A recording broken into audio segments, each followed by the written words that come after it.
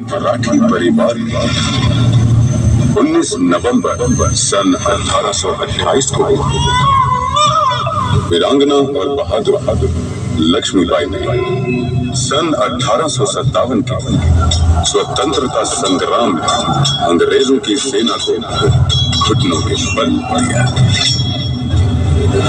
आज भी हमारे देश में झांसी की रानी लक्ष्मीबाई की वीरता की कहानियां सुनाई जाती है और आखिरी सांस तक उन्होंने अपने देशभक्त होने का प्रमाण दिया। उनके पिता मूलपंथ तांबे बाजीराव की सेवा में कार्यरत थे और उनकी माता जी बहुत ज्ञानी और विद्वान महिला थी।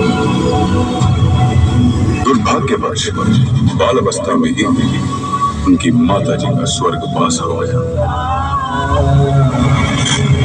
उनका पालन पोषण उनके पिताजी ने एक माँ और बाप का प्यार देकर निभाया और योद्धा की तरह उनको शस्त्रों का प्रयोग सिखाया एवं हाथी घोड़ों का प्रयोग सिखाया।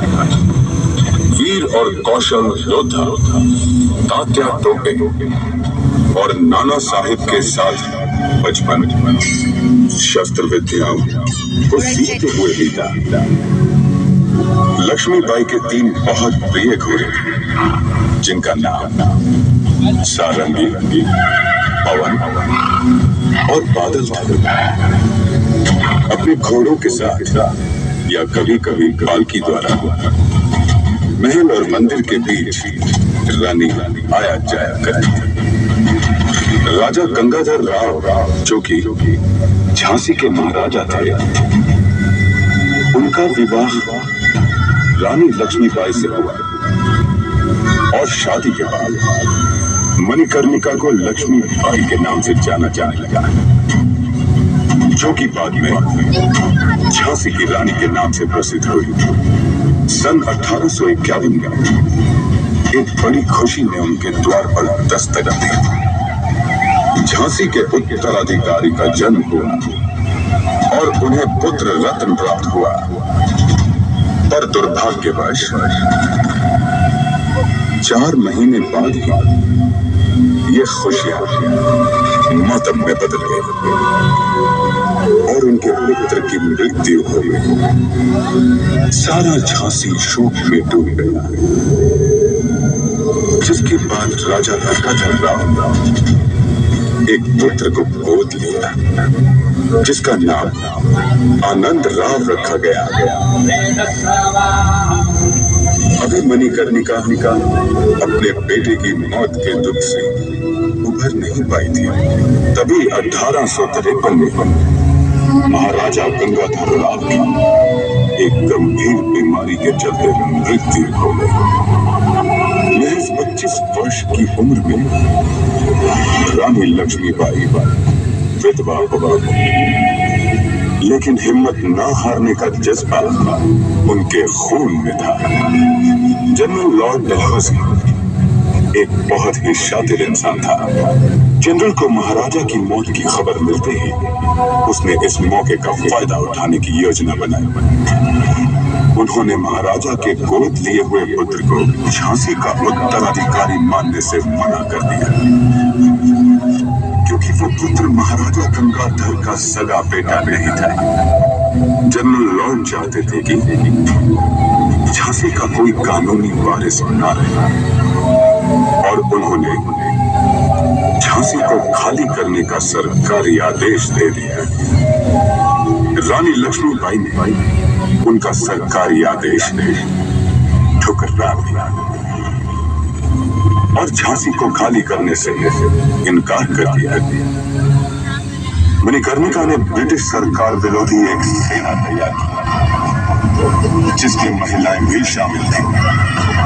झांसी की रानी ने उन सबको शस्त्र विद्या और युद्ध कला सिखाना शुरू किया।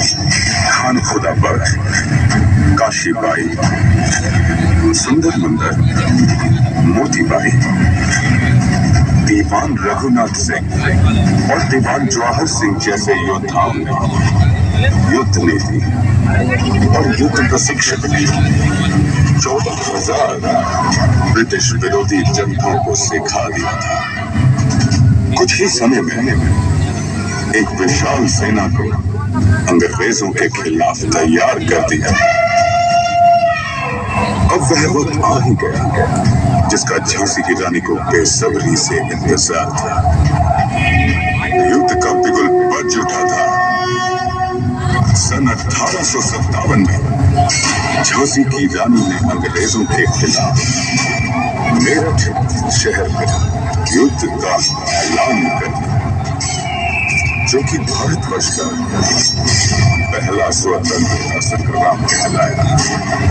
झांसी की रानी के नेतृत्व में अंग्रेजों को बहुत नुकसान झेलना पड़ा, जिसके चलते अंग्रेजों पर ब्रिटिश हुकूमत का दबाव बढ़ने लगा और उन्होंने झांसी को खाली करवाने का अपना विचार बदल दिया।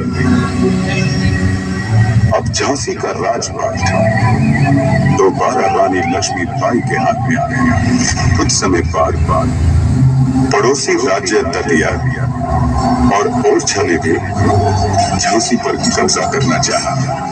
झांसी की रानी के साहस के आगे वह भी टिक ना सके और उनके शत्रुओं को भी हार का सामना करना पड़ा। रानी लक्ष्मीबाई के शासन में झांसी की जनता फिर से शांतिपूर्ण तरीके से रहने लगी। सन 1857 और 1858 तक इन्होंने अपनी सेना और अपने युद्ध बल को और मजबूत बनाया और दूसरे राज्यों को भी ब्रिटिश हुकूमत के विरुद्ध प्रेरित किया और ब्रिटिश सेना से लड़ने के लिए उनको तैयार किया। और ब्रिटिश हुकूमत को यह सब रास नहीं आया। उन्होंने अपनी एक सेना की टुकड़ी को झांसी भेजा और रानी लक्ष्मीबाई को आत्मसमर्पण करने को कहा। लेकिन वीर लक्ष्मीबाई अपने अटल निर्णय पर अटक रही। अब ब्रिटिश सरकार के हाथ पैर फूल गए थे। 23 मार्च सन 1858 में ब्रिटिश सेना ने झांसी पर हमला बोल दिया, जिसके चलते रानी लक्ष्मीबाई खूब लड़ी और ब्रिटिश सेना ने झांसी पर तोप, गोले और बंदूकों के दम पर झांसी पर अपना कब्जा जमा लिया। झांसी की रानी अपने घोड़े बादल पर बैठकर पुत्र समेत कालपी चली गई। कालपी में अपने बचपन के मित्र तात्या टोपे के साथ मिलकर फिर से एक सेना का निर्माण किया। दुर्भाग्यवश ब्रिटिश सेना ने कालपी पर भी हमला कर दिया, वहां पर भी अपना कब्जा जमा लिया। अब लक्ष्मीबाई ने ग्वालियर में शरण लिया। ब्रिटिश सरकार यहां भी नहीं रुकी। उन्होंने ग्वालियर पर भी धावा बोल दिया।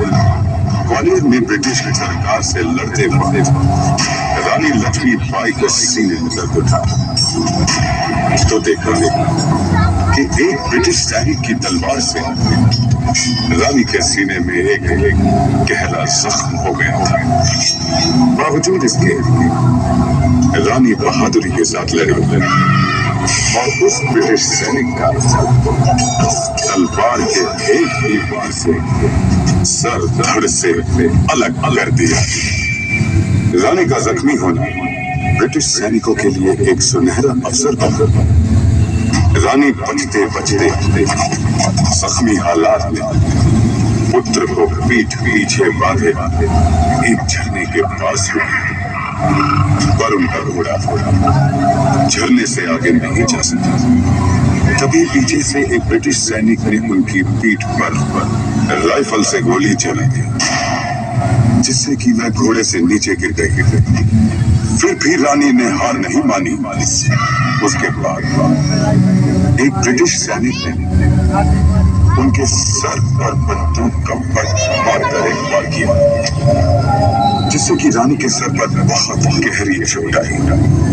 तभी रानी के सैनिक ने मौका पाते ही ब्रिटिश सैनिक को मौत के घाट उतार दिया और रानी लक्ष्मीबाई पास ही के मंदिर में ले गए। रानी की सांसें अभी तक भी चल रही थी।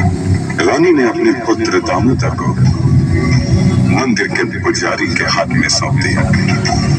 उसके बाद रानी की सांसें तेज चलने लगी और उन्होंने अपने सैनिकों को आदेश दिया कि उनकी मृत्यु के बाद उनका शरीर ब्रिटिश सरकार के हाथ नहीं आना चाहिए।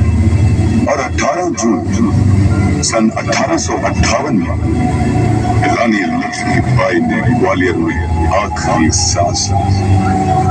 रानी के मरने के बाद रानी के अंग रक्षकों ने लकड़ियां इकट्ठी करके उनके पार्थिव शरीर का अंतिम संस्कार कर दिया। उसके बाद ब्रिटिश जनरल हुरोज ने रानी लक्ष्मीबाई की तारीफ में कहा कि रानी लक्ष्मीबाई अपने युद्ध कौशल और युद्ध रणनीतियों में काफी उन्नत थी और ब्रिटिश विरोधी नेताओं में सबसे बलशाली और सबसे ज्यादा खतरनाक थी। बुंदेले हर बोलों के मुंह हमने सुनी कहानी थी। खूब लड़ी मर्दानी वो तो झांसी वाली रानी थी। वो तो झांसी वाली रानी थी।